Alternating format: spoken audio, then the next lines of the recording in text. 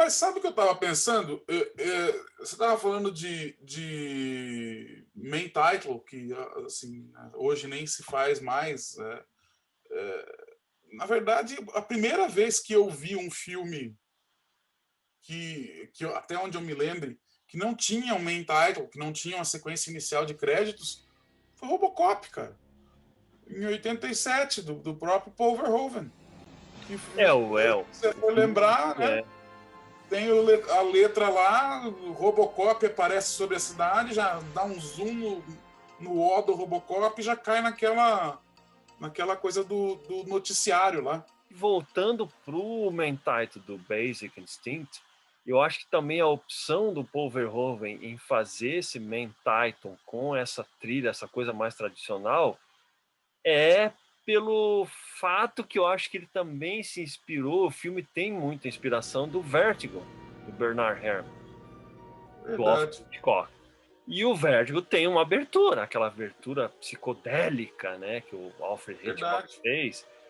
E como o Paul Verhoeven, eu acho, se inspirou nesse filme, e isso é abertamente, ele fala isso Sim, totalmente. sim. Tem cenas do filme que são. O filme se Tem passa em São São Francisco. Francisco, É, o filme se passa em São Francisco, é. tem uma sequência também, né? É mesmo, tem. Então talvez ele tenha sugerido, não, como a inspiração para esse filme é uma modernização do Vertigo, que é a mesma base, né? Tem uma loira lá fatal e tem um policial que também é envolvido por essa loira e envolve crime e tal, ele talvez tenha optado em fazer, não, vamos fazer uma versão moderna, então vamos fazer um filme que tem uma abertura com um main title, com uma música composta, não é uma canção, e a gente entra na história e faz um filme tradicional, mais ou menos nesse sentido. Eu acho que foi isso, inclusive ele até ele passou algumas cenas pro Jerry Goldsmith do Vertigo para ele sentir o clima.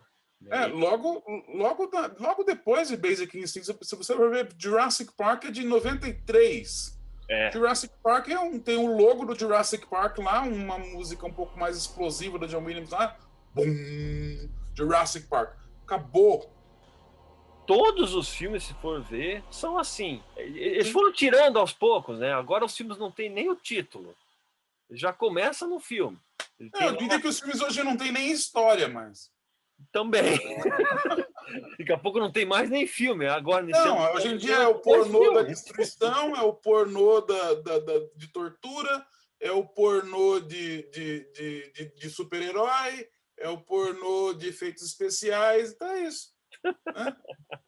Velozes e Furiosos, é o pornô da porrada de carro. Velozes, né, não sei o que, Liga da Justiça, não sei o que, pornô HQ.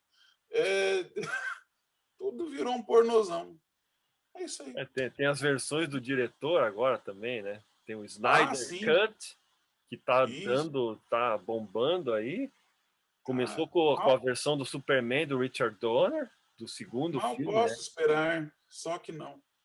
Talvez tenha uma Outro, versão do Basic Instinct aí, nova versão do Paul não vai rolar. Verhoeven, mais Não. explícita.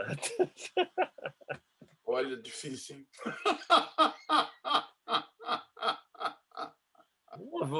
Vai ter uma refilmagem, quem sabe não tem uma refilmagem do Basic Instinct. Eles estão refilmando tudo, também tem essa, porque já que não tem mais o que fazer, né? Não tem mais tudo pornozão, agora tem. Aí, Bom, já teve os filmes do Paul Verhoeven, na verdade, todos eles estão sendo refilmados, né? Você vê, Robocop foi Robocop já refilmado, fizeram. Total Recall foi refilmado, tá faltando o Basic Instinct. Aí depois a gente chega à conclusão de qual que vai ser o pior deles, porque todos eles estão se esforçando, né, para ser o pior. Estraga. Ainda se mantém a versão original do filme como a melhor, não adianta. É indiscutível. Verdade. Os caras estragam tudo, não adianta. O Total Recall, não sei se tu Nem assistiu, assisti. Nem é assisti. horrível. É horrível. Se for comparar com o filme do Arnold Schwarzenegger de 1990, não tem nem como comentar isso. Aliás, nem vou comentar. Esquece que eu não vou É melhor. comentar. Não assistam. Se forem assistir o Total Recall, não assistam a versão nova desse filme, que acho que é com. Não é o nome daquele ator lá? É com o. esqueci o nome, sei lá. Eu não lembro nem o nome do diretor, nada, não lembro nada. Enfim, É uma não merda. essa versão. Se vocês quiserem assistir um filme bacana com esse título, Total Recall, assistam um filme do Arnold Schwarzenegger de 1990, entendeu? Com a trilha do Jerry Goldsmith. Paul Verhoeven é o diretor. É isso aí.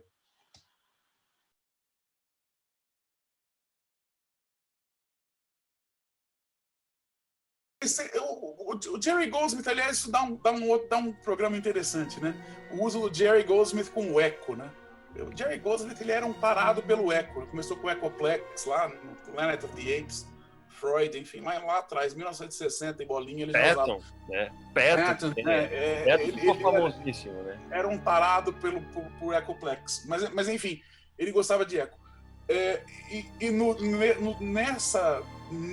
Uma das texturas disso aí é que tem um certo, tem essa coisa sedosa e com um eco de alguma coisa que na história, esses ecos aí, você também tem uma certa, vamos dizer assim, subjetividade em relação ao passado, tanto do personagem do Nick Curran, que é o personagem do Michael Douglas, quanto o personagem da Catherine Fremel, que é o personagem da Sharon Stone.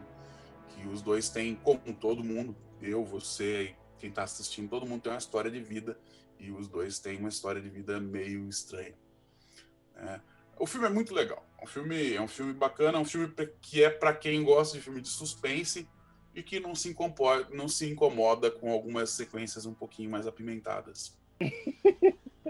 Apimentadas para a época, vamos pensar assim, lógico, agora... 92, aquilo foi uma... Cara, a gente não tinha internet e tem uma cruzada de pernas naquele filme em 1992. Não, as cenas, não só a cruzada de pernas, mas as cenas de sexo e nudez do filme, os personagens, os atores se expõem assim de corpo inteiro no filme, entendeu? Então, isso para 1992 e num filme com muito dinheiro, num grande estúdio, sabe, com uma equipe de gente, gente que era ali, como é que se diz lá nos Estados Unidos? Eles falam, é o A-list. A-list, exatamente isso aí. Então, todos eles estavam nisso. Michael Douglas, a única pessoa mais desconhecida ali era a Sharon Stone, que eles apostaram nela. Foi uma aposta do Paul Verhoeven, inclusive, né? Ela já tinha feito o Total Recall com ele. Né? Mas era um personagem muito pequenininho, tal. Ela tinha feito uma Playboy também. Sim. Ela tinha feito uma Playboy. Isso deslanchou também um pouco desse lado dela, mais para ela poder pegar esses personagens mais que envolvia sensualidade e nudez, né? Ela fez outros filmes depois também, tem uma continuação do Basic Instinct, que é uma porcaria também que ela fez. Ela fez um outro que é o Invasão de Privacidade, eu não sei, Sleeper. Mas o melhor papel que ela fez até hoje, só para falar um pouquinho sobre Sharon Stone, que assim, ela fez parte da nossa juventude. Nosso sonho. Ela fez parte dos nossos sonhos. Eu diria que foi bastante homenageado. Mas, enfim,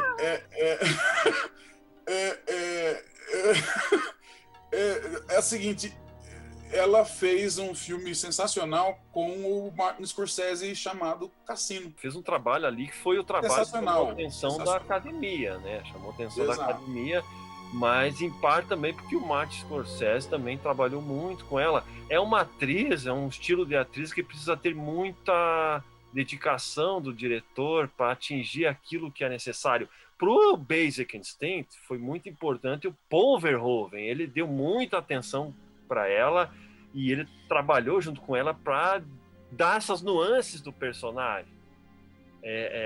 O talento da Sharon Stone para criar essas nuances do personagem é uma coisa assim muito complicada, muito difícil, porque o Paul Verhoeven falou assim, ela conseguia se estalar os dedos, ela mudava de frágil para ameaçadora e de ameaçadora para frágil. E tem muitas cenas do filme que, se a gente for analisar, você vê essas mudanças dela, é impressionante. O personagem manipulador é aquela pessoa que consegue manipular os outros justamente porque consegue forjar uma espécie de sentimento que não existe ali, né? E agora, atenção, spoilers. O final do filme tem uma música... Você para um pouquinho. Se você não assistiu esse filme, pare agora. Vá assistir esse filme. Faça a si mesmo um favor. O filme é bom. Vá assistir o filme e volte para a gente continuar a conversar, porque não vá à frente se você não viu o filme, tá bom? Luigi, desculpa, mas eu tinha que fazer isso. Só para a gente colocar dar um exemplo da criatividade do compositor, do diretor, que em tese já, vamos falar assim, o filme inteiro já é uma obra extraordinária do Jerry Goldsmith em termos de trilha sonora para um filme. Mas na parte final, na cena final do filme, que tem lá os dois personagens, o Nick e a Catherine, estão lá na cama no Rally Rola, né? É o último Rally Rola do filme deles, né? Que daí vai ser revelado alguma coisa nessa cena final. E daí a câmera tá mostrando eles na cama, assim, que ela sai da cama onde estão os personagens, vai para baixo da cama e tem um ice pick lá, um quebra-gelo, um negocinho que quebra o gelo, né? A música original que o Jerry Goldsmith tinha composta para essa cena, para esse momento, era uma música que mostrava realmente que ela é o mesmo motif que ele usou para mostrar os assassinatos que estava ligado ao personagem dela. O Paul Verhoeven chegou pro Jerry Goldsmith e pensou, não, eu acho que tá tudo perfeito, mas vamos fazer uma outra coisa ali. Eu acho que nesse momento você tem que mostrar e sentir uma sensação trágica.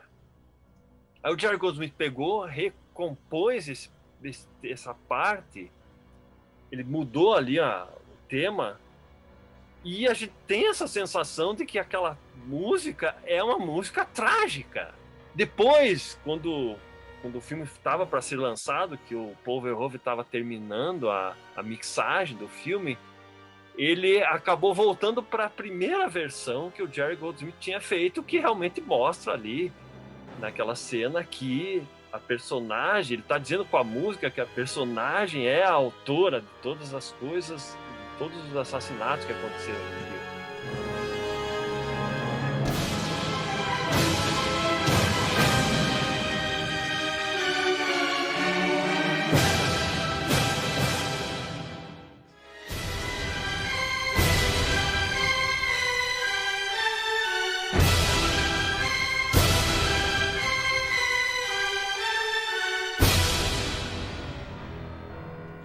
Acho que é isso, né, Luigi? Vamos falar das edições. Vamos lá. Isso, vamos lá. Bom, vamos falar de edições. A primeira que o Bob também tem é essa trilha que foi lançada pela Varese Sarabande.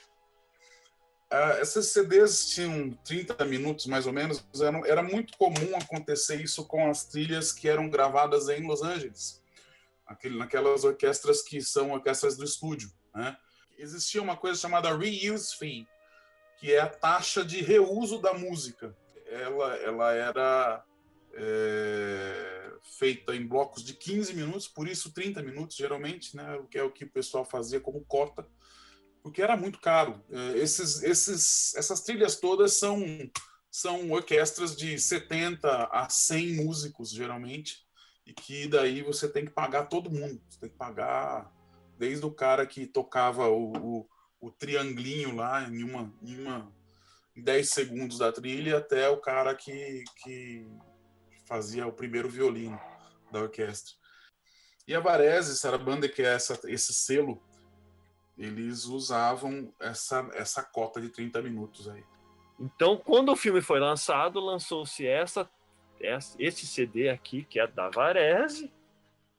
Entendeu? É um selo, a Varese Sarabande é um selo só destinado a músicas compostas para o filme, músicas originais. Entendeu?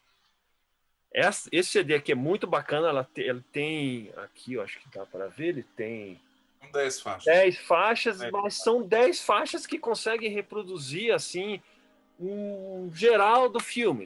É legal, é uma trilha muito bacana, é um CD muito legal, que a gente ficou ouvindo durante um tempão, né, Bob, eu acho. Até que começou a ser lançada outras versões. Aí eu acho que tu tem a segunda versão aí, tu não tem, irmão? Tenho. Bom, aí passou o tempo na janela e eu acho que o segundo que apareceu que é esse foi aqui, esse cara aqui, da Prometheus, isso. A Prometheus é um selo belga do Luc Van de Ven e eles fizeram a trilha que eles colocaram como trilha completa, entre aspas, né? Porque, na verdade, ainda não é a trilha completa. Mas então aí você tem uma sequência aí de 26 faixas.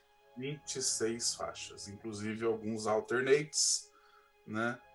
E por muito tempo daí ficou essa como sendo a trilha de eleição para a gente ouvir. Passou o tempo na janela, aí a Quartet, que é um selo espanhol,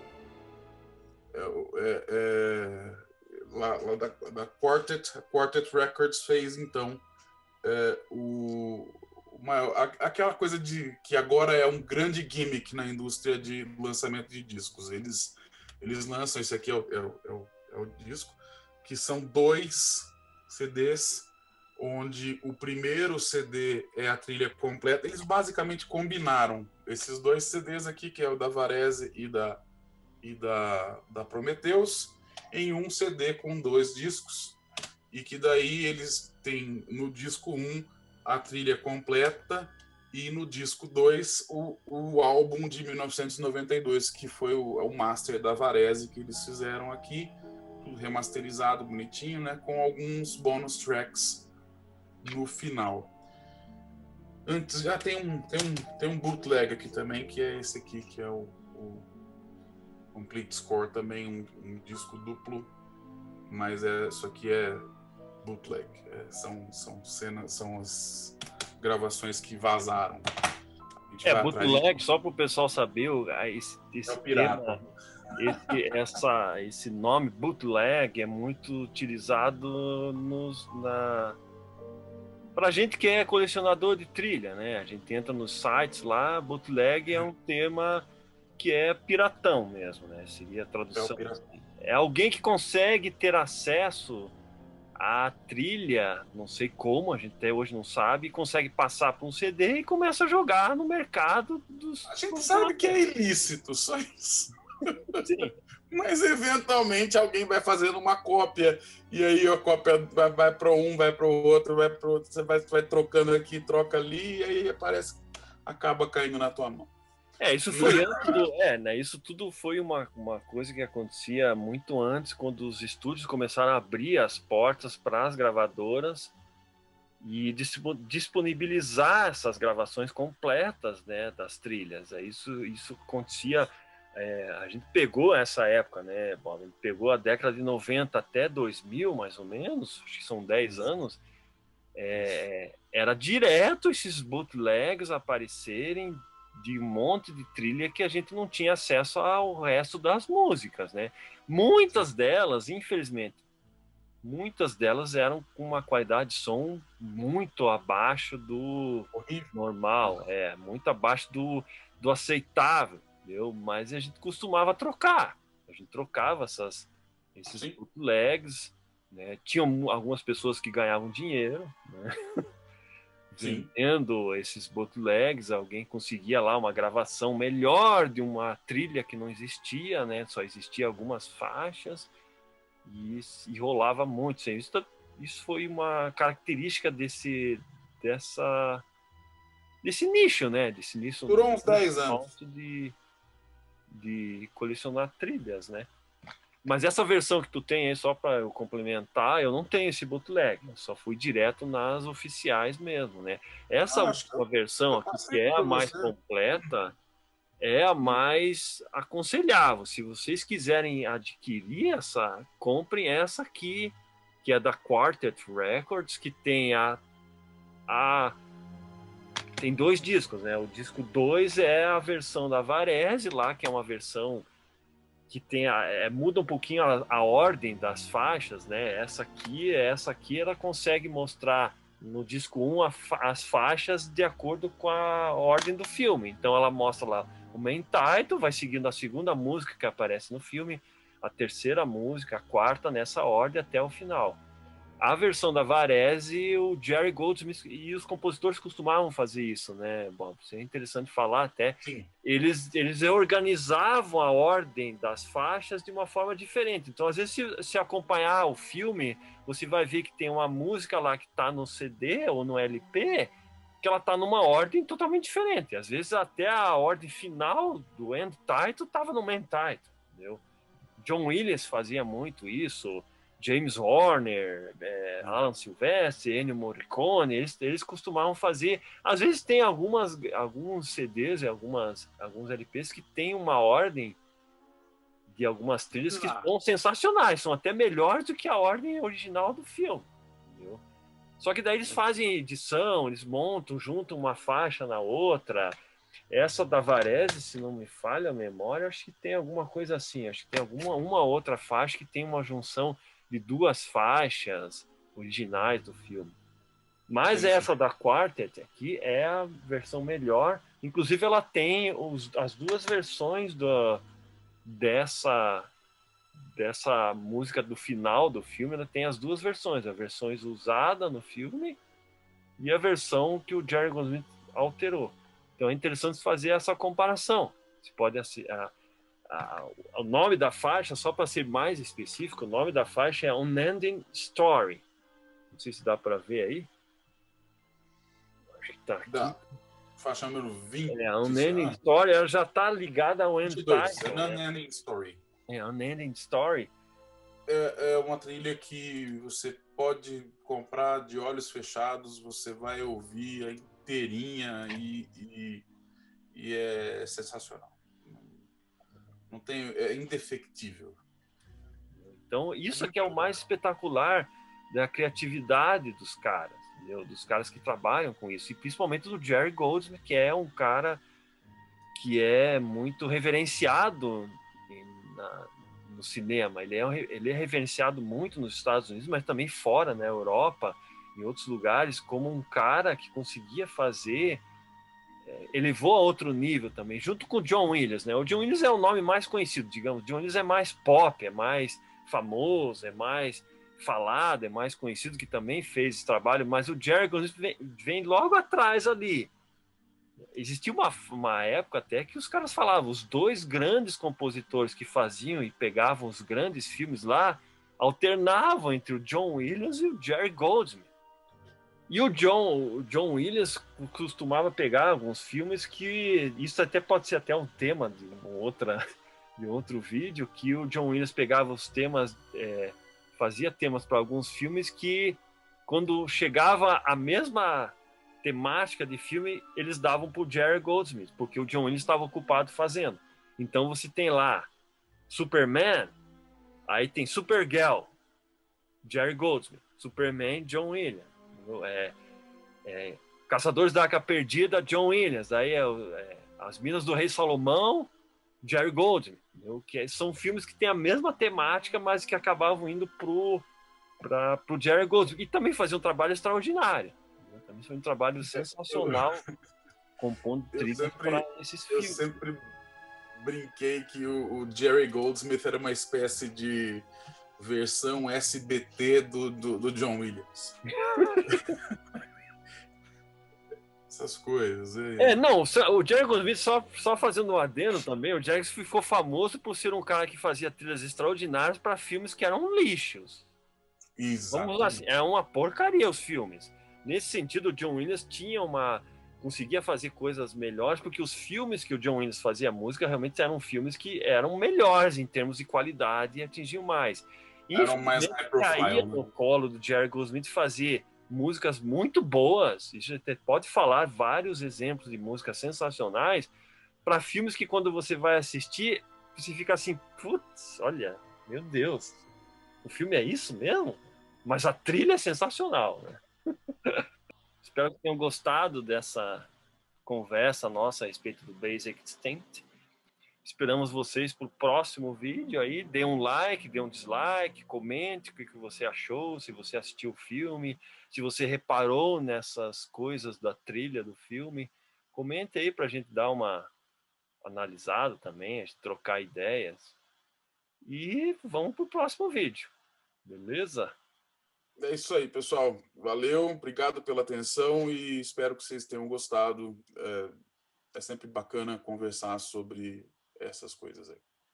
Um abraço, fiquem bem.